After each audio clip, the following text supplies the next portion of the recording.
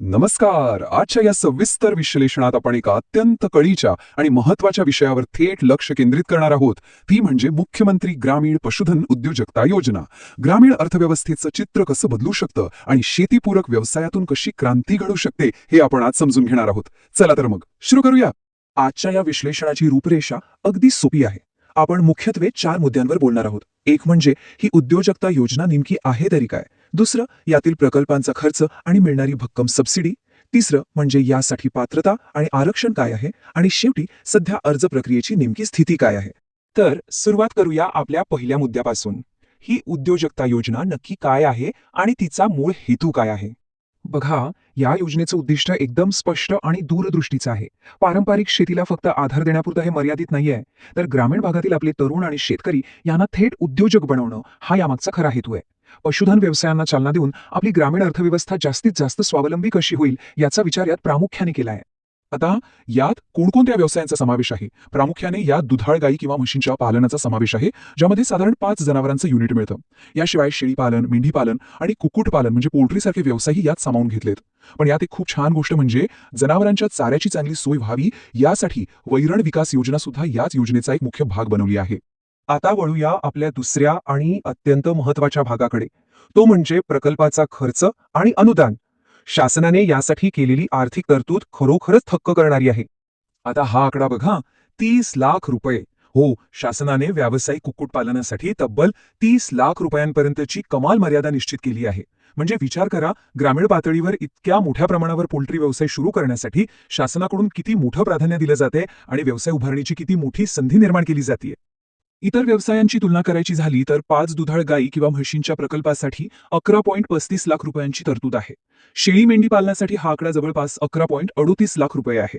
आणि मगाशी पाहिल्याप्रमाणे कुक्कुटपालनासाठी ही मर्यादा सगळ्यात जास्त म्हणजे 30 लाख रुपये आहे. याचं कारण अगदी उघड आहे. व्यावसायिक पोल्ट्रीसाठी लागणाऱ्या सुरुवातीच्या पायाभूत सुविधांचा खर्च थोडा जास्तच असतो. आता सर्वात दिलासादायक बातमी, हा सगळा खर्च काही स्वतःच्या खिशातून करायचा नाहीये. शासनाकडून याला अतिशय भक्कम आर्थिक पाठिंबा मिळतोय. खुल्या प्रवर्गासाठी थेट 50% अनुदान उपलब्ध आहे, तर अनुसूचित जाती आणि जमाती प्रवर्गातील लोकांसाठी हेच अनुदान तब्बल 75% जातं. या 2 वेगवेगळ्या टक्क्यांमुळे नेमकं काय होतं, तर नवीन उद्योजकांवर येणारा सुरुवातीच्या भांडवलाचा जो ताण असतो ना, तो लक्षणीयरित्या कमी होतो. 50% आणि 75% सहाय्य मिळाल्यामुळे व्यवसाय सुरू करणं आता पूर्वीसारखं कठीण राहिलं नाही. पैशांअभावी कुणाचंही उद्योजक बनण्याचं स्वप्न अपूर्ण राहू नये हाच यामागचा मुख्य उद्देश आहे. तर आता आपण तिसऱ्या टप्प्याकडे जाऊया, पात्रता आणि आरक्षण. एवढ्या मोठ्या सवलतींचे नेमके लाभार्थी आहेत तरी कोण. ही योजना अतिशय विचारपूर्वक तयार केली आहे. शेती क्षेत्रात काम करणारे पण आर्थिकदृष्ट्या जे सर्वात दुर्बल घटक आहेत त्यांना ह्याचा सर्वात आधी लाभ मिळावा असा प्रयत्न आहे.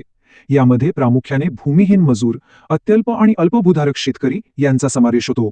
आणि हो, महिलांचं आर्थिक सक्षमीकरण व्हावं म्हणून महिला बचत गटांनाही या योजनेत विशेष प्राधान्य दिलं जाणार आहे.